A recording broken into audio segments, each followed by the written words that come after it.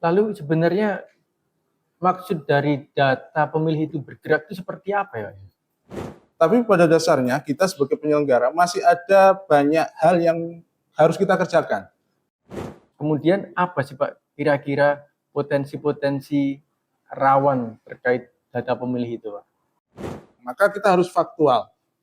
Pertama bisa turun langsung ke lapangan atau dengan koordinasi dengan Dukcapil.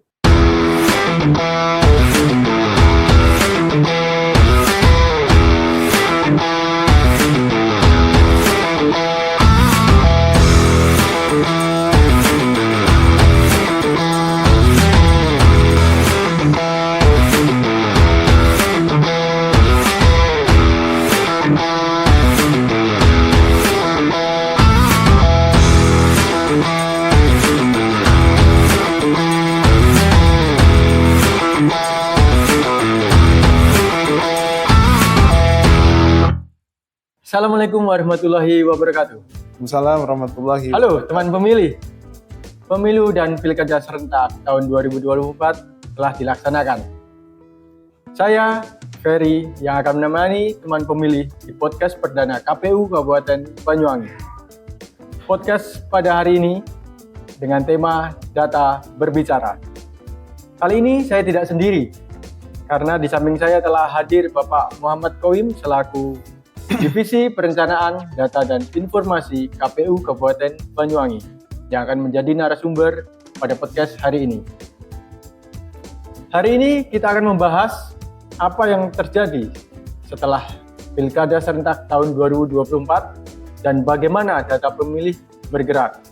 Bagaimana kerja sunyi para pengolah data dan bagaimana Banyuwangi menjaga integritas demokrasi melalui pemutakhiran data pemilih berkelanjutan. Baik Pak Qawim, mungkin masyarakat bertanya apa yang terjadi setahun setelah Pilkada serentak tahun 2024 ini. Monggo, silakan. Ya, terima kasih. Sebelumnya perkenalkan ya, saya Muhammad Qawim, Divisi Perencanaan Data dan Informasi di KPU Kabupaten Banyuwangi.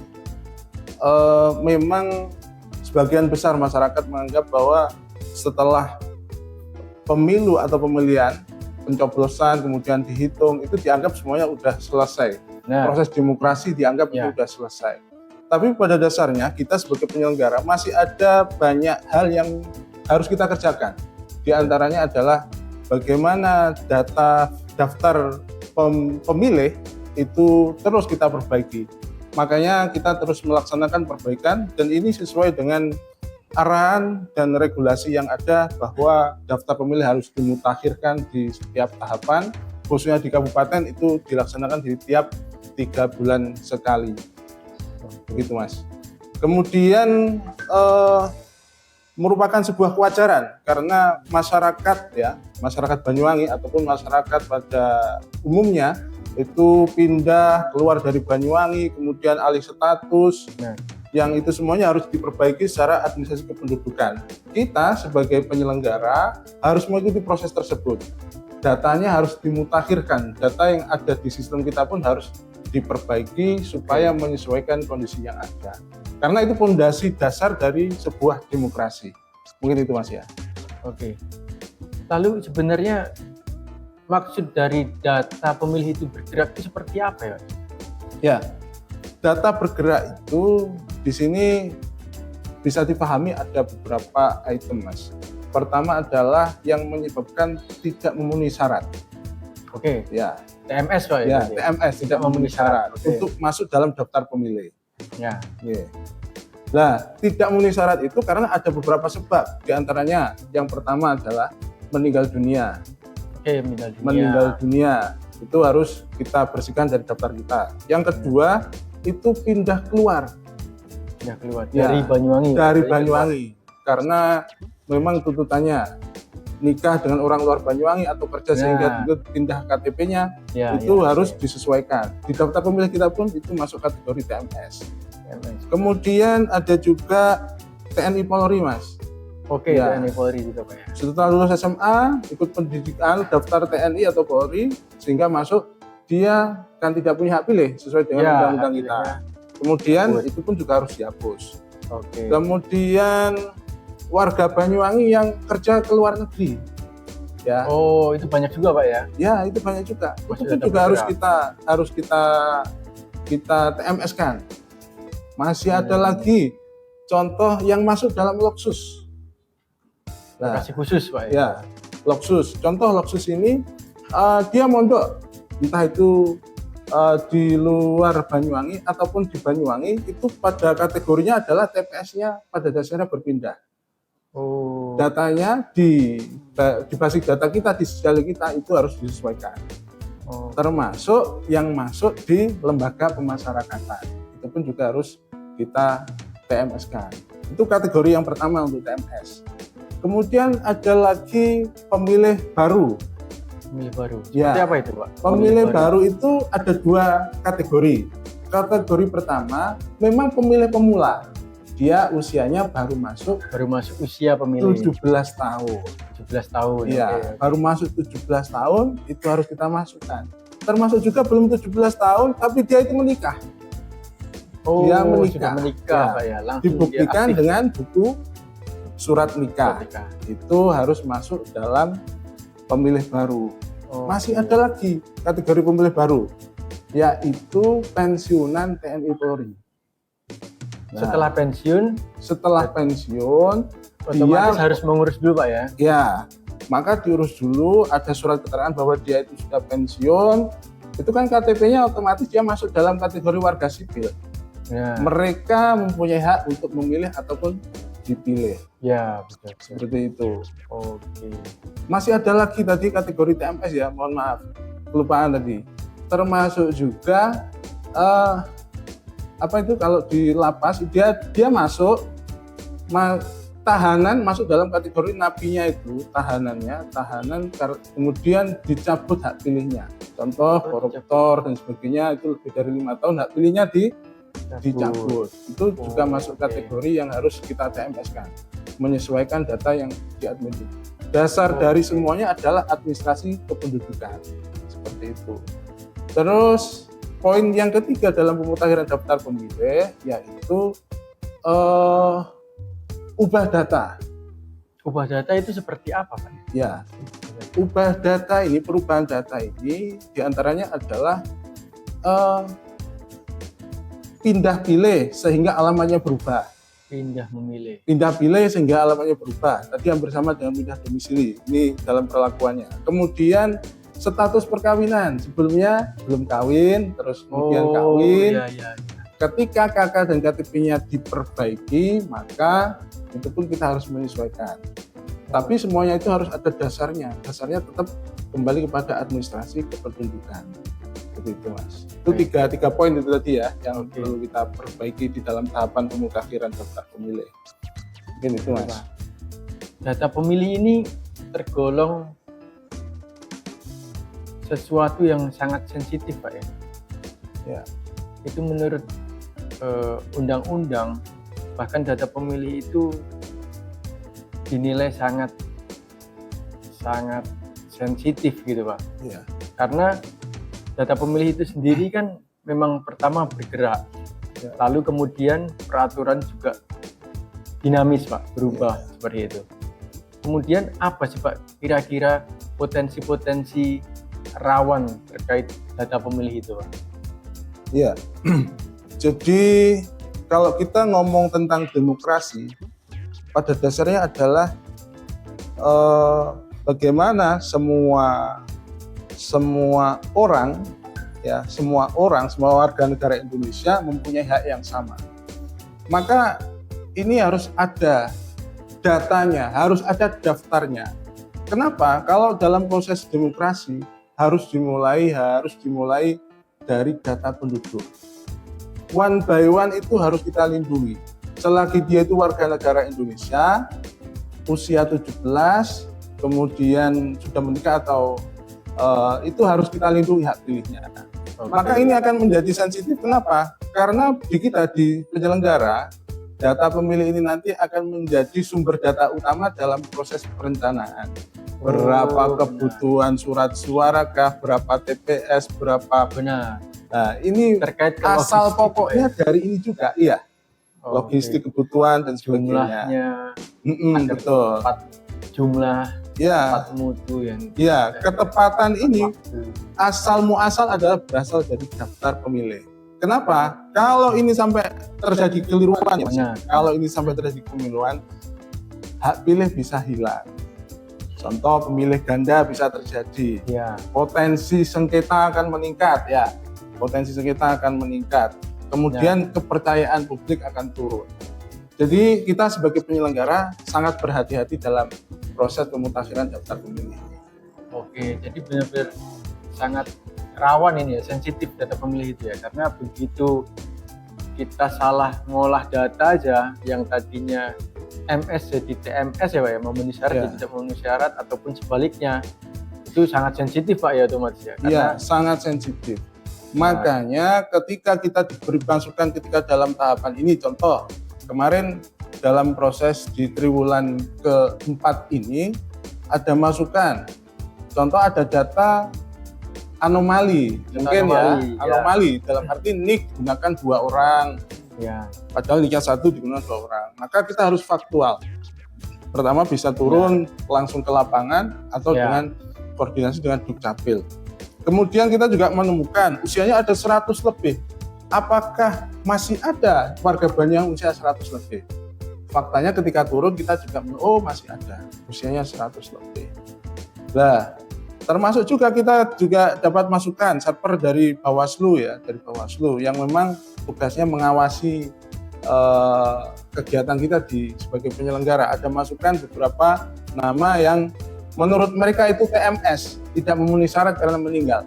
Kita pun juga mengusahakan dengan tim kita yang ada dengan keterbatasan ya, kita pun juga karena nggak ada nik, ya turun ke lapangan sebagaimana alamatnya di mana itu sampai teman-teman turun langsung ke RT RW Ya. setempat. Karena kalau hanya mengandalkan data server itu saja, itu nggak bisa kita TMS-an nggak berani kita. Maka harus ada bukti penunjang, harus turun ke lapangan secara langsung. Itu bagian Oke, Pak. kita mencegah supaya tidak ada gejolak, tidak ada kerawanan Nah. di tahapan selanjutnya. Oke Pak, sekarang kita sudah paham ya seperti apa kira-kira data itu harus dikelola oleh KPU. Kemudian pertanyaan selanjutnya Pak, kira-kira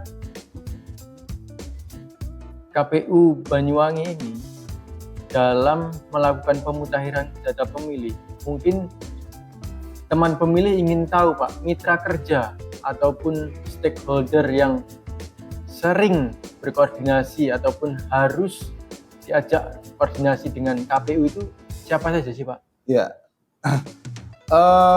pemutakhiran daftar pemilih ini adalah giat yang memang kita harus kolaboratif ya.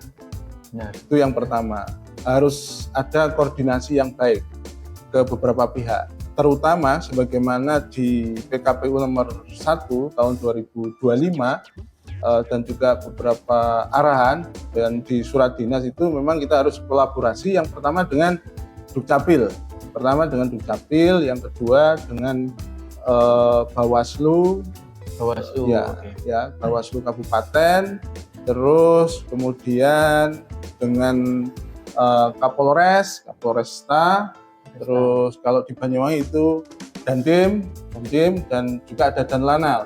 Karena untuk yang TNI Polri Benar. yang pensiun itu kita butuh data dari mereka. Kemudian juga kita memerlukan kolaborasi diantaranya dengan lembaga pemasyarakatan Mas, untuk LP. Lapas Pak ya? Ya, lapas untuk pemutakhiran yang ada di Loksus, lokasi khusus itu poin utamanya. Dan kita tidak harus ketemu langsung, tapi kita komunikasi langsung by WA, by data yang langsung, baik saya secara langsung dengan pimpinan ataupun teman-teman staf antar staf itu Mas. Oke. Jadi sebenarnya meskipun tahapan ini belum berlangsung Pak, tapi koordinasi tetap harus terjalin Pak ya? Oh iya, itu penting itu. menjadi pokok yang utama itu, koordinasi dulu ya. Nggak bisa ini kerja sendiri ini. Oke, teman pemilih, selanjutnya nih kita harus tanyakan juga nih kira-kira kiat-kiat apa nih untuk pemilu mendatang. Kira-kira tantangan dan strategi apa nih Pak untuk KPU Kabupaten Banyuwangi? Mungkin dari pemilu dan pilkada sebelumnya yang masih kurang, kira-kira harus diantisipasi ke depannya itu di bagian apa misalnya? Untuk di daftar pemilihnya mungkin seperti apa Pak? Iya, terima kasih. Teman pemilih, bahwa kita sebagai penyelenggara tingkatan kabupaten di KPU Kabupaten Banyuwangi, pada dasarnya kita ini hanya pelaksana secara hierarkis. Strategi dan lain sebagaimana itu sudah ada di dalam peraturan perundangan, dan kita hanya sebagai pelaksana lanjutan dari KPU wilayah Jatim, dan secara strategi itu sebenarnya sudah ada dari beliau-beliau. Tetapi secara garis besar bisa kita simpulkan, pertama adalah terkait dengan membangun data yang valid, mutakhir di Kabupaten Banyuwangi, maka perlu yang pertama adalah integrasi data kependudukan dan pemilu secara real time. Artinya tadi kita bahas tentang koordinasi dan sebagaimana itu dalam rangka mengarah ke situ. Yang kedua, itu memperkuat dashboard publik data pemilih. Ya, ini yang kedua seperti itu. Yang ketiga, pelatihan SDM secara masif dan berkelanjutan. Mungkin selama ini konsennya di divisi Rindatim, akan tetapi ini nggak selesai kalau hanya diselesaikan oleh teman-teman yang ada di tim Rindatim saja. Nah, makanya pada tahap-tahap tertentu kita juga memerlukan bantuan dari teman-teman yang ada semua tim di KPU Kabupaten Banyuwangi dalam proses pemutakhiran ini. Kemudian tahap selanjutnya ini pendokumentasian praktik baik termasuk tabrak data berjenjang, kemudian dan pola kerja PDPP Kabupaten Banyuwangi. Ini harus kita sosialisasikan dengan baik. Terus yang kelima, itu sosialisasi pentingnya update dokumen kependudukan. Ya, oke, Pak. Hasil diskusi kita dengan Dukcapil, ini anak-anak tingkatan SMA itu masih kurang untuk kepedulian memutakhirkan. Perekamannya belum. Dia udah masuk 17 tapi tidak segera dilaksanakan perekaman. Sehingga EKTP itu. Iya, EKTP.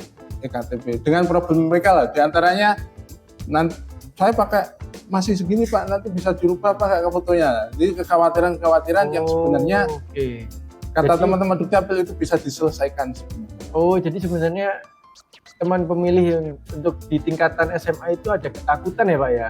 Iya. Untuk perekaman EKTP karena masih pakaiannya belum siap lah ya Pak. Iya. Dan takutnya itu nanti nggak bisa diubah. Nah, takutnya mereka seperti itu, tidak diubah. Maka di sini kita sampaikan yang penting terekam dulu ya teman-teman calon pemilih pemula, terekam dulu, itu bagian dari perlindungan hak pilih untuk sampean-sampean itu nanti. Untuk tahap selanjutnya adalah semua proses kita dalam pemutakhiran kita menjamin data kependudukan ini aman ya. Data kependudukan ini aman. Orang-orang yang bekerja khususnya di KPU ini tidak akan data-data sampean-sampean ini keluar. Kita pastikan seperti itu, tidak akan keluar. Ini kita pastikan mereka sudah berintegritas ya. Teman-teman yang ada yang memegang server ini kita pastikan teman-teman yang berintegritas, tidak ada kebocoran. Seperti itu Mas. Ya. Oke, teman pemilih. Ini kita akan bacakan satu pertanyaan dari medsos, namanya Alex. Ini ada satu pertanyaan Pak Kowin, ya, titipan dari warga medsos. Hasil rekapitulasi daftar pemilih ini sesungguhnya untuk apa? Kan nanti menjelang pemilu biasanya dilakukan coklit serentak. Seperti itu Pak pertanyaannya. Monggo dijawab Pak Kowin. Ya. Ya, terima kasih. Pemutakhiran daftar pemilih ini merupakan bagian yang tidak terlepas ya. Artinya bagaimana nanti ketika sebelum dilaksanakan coklit Mas ya, sebelum dilaksanakan coklit itu datanya tetap mutakhir gitu. Kalau sama sekali tidak ada pemutakhiran, maka perubahannya bisa prosentasenya akan sangat tinggi sekali.